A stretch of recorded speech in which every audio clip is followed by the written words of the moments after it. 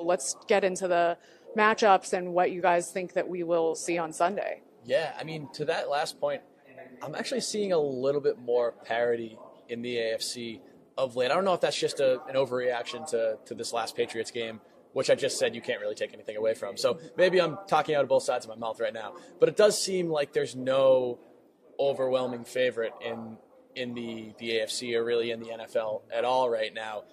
The Patriots, I mean, I do believe that they'll beat the Steelers this weekend, and I do believe that they'll go into the playoffs as that number one seed.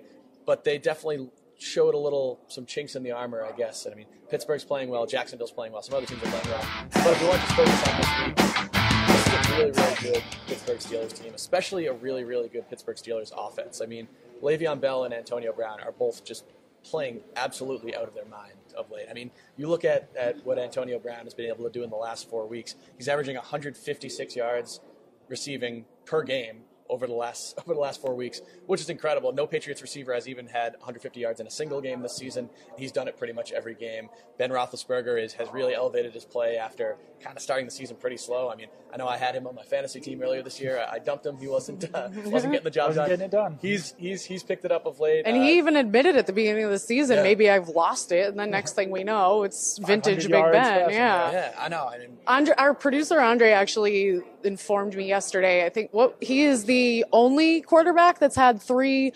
500-plus games in his career, Roethlisberger, which is an interesting. The latest of which just came the other night against the Ravens in that wild Sunday night game. And you got Le'Veon Bell, who's leading the league in rushing and all-purpose yards. I still have some concerns about that defense, especially now. I mean, even when Ryan Shazier was in there and healthy, so of course we're hoping him a good recovery from that frightening injury he had a couple weeks back. Even when he was in there, that defense still had some flaws, had some cracks, but they're very good at getting into the passer, which obviously is the way to beat the Patriots, is to fluster Tom Brady, hit Tom Brady, especially if he is kind of not at 100%.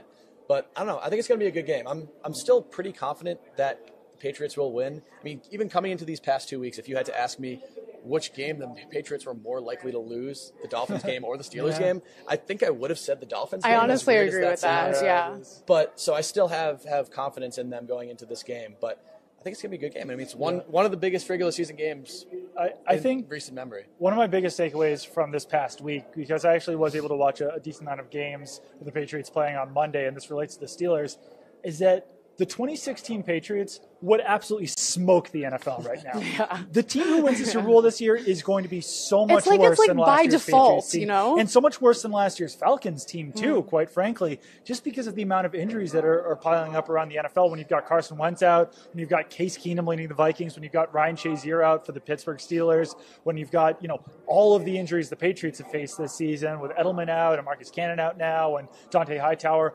Last year's Patriots team is way better than any team will come out of the NFL this year. But that definitely relates to the Steelers because they let up 38 points. Was that 38 points to the Baltimore Ravens? So, I mean, what are the Patriots going to do? They should have lost about 4 of their last 5 games. Yeah, absolutely. They've been keeping it close against all of these teams. There were multiple times during that Ravens game where it was like, well, it looks like the Ravens are going to win. And then it was like, maybe the Steelers can sneak back in. But that was really more due to the Ravens' ineptitude than it was the Steelers. So I think that they definitely showed some flaws. Like you were saying about Ryan Shazier, that defense will not be the same without Ryan Shazier in there because he was a legitimate Defensive Player of the Year candidate before he suffered the back injury. He said certainly hoping that his recovery goes well and that he can play football again, but that's not going to happen this year. So they have to prepare without him. They brought Sean Spence off the street to basically fill in his role. It's not great there for the Steelers right now. So they are kind of dealing with some of the same issues the Patriots are. But while the Patriots struggled on offense in Week 14, they're getting Rob Gronkowski back. The Steelers are not getting Ryan Shazier back. So some of those issues that we saw in their defense could continue for the rest of the season now. I think that the key to this game for the Patriots is going to be their offense exploiting the Steelers' defense and eliminate Monday night's game just mentally. I look at it as an outlier because I don't think the Patriots defense was nearly as good Monday night as it has been in recent weeks. Since the beginning of the season where they struggled, they have really picked it up. And I think if you look statistically at the Steelers defense right now, it is statistically the season as a whole better than the Patriots defense, but the Patriots defense has been on the going in different rise directions. minus Monday night.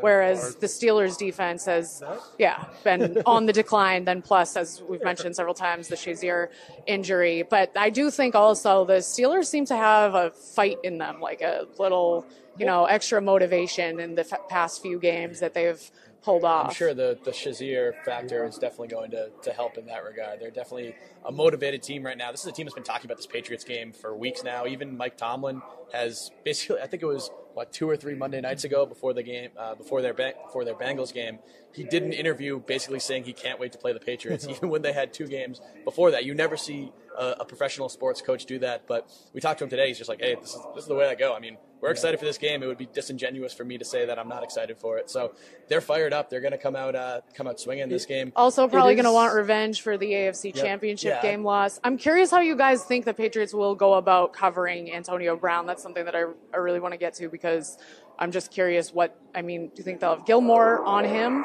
I doubt it. I think it probably will be Butler with help. I think they'll probably double cover him. I was going to say, just on the Mike Tomlin looking forward thing, it's kind of ironic that the Patriots are always so set on their next opponent. Right. They're the ones who just lost. Yeah. The Steelers won, and they were the ones looking forward to the Patriots. They were the one trap game and everything. Patriots are the ones that they said they were going to prepare like the Dolphins, like they had never played them before, and they lost that game. So I think that is kind of ironic. But, I do think it would be double coverage against Antonio Brown, just all hands on deck against that guy. I think that you almost want to sell out to stop him even more than Le'Veon Bell, just because of all of the big play potential with Antonio Brown. You don't want to have him going off for 60-yard catches or anything. But I don't know. I mean, Le'Veon Bell's a big issue as well, because they might not have Alan Branch in this game. The Patriots' run defense really has not been great this season overall, I would say. Yeah, especially, in the last game, they allowed 170 all-purpose yards to Kenyon Drake, who is obviously not anywhere close to Le'Veon Bell level of play. And Bell's a guy, like Drake did the other night, who can kind of impact you both with the running game and through the passing game. So he's going to be a tremendous. It's very hard to stop one of Brown or Bell. Trying to shut them both down, I think, is unrealistic. I think one of them is going to probably have a pretty good game if you can just limit it to that. And like you said, I do think they're better off trying to shut down Antonio Brown and letting Le'Veon Bell beat them. I mean, he can definitely beat them by himself, but it is a little bit harder for a running back to kind of do that in today's NFL. And I think the biggest thing about this week is that it will potentially really affect the Patriots for the rest of the year. It's a must-win game. And I think we'll see playoff type of intensity out there from both teams.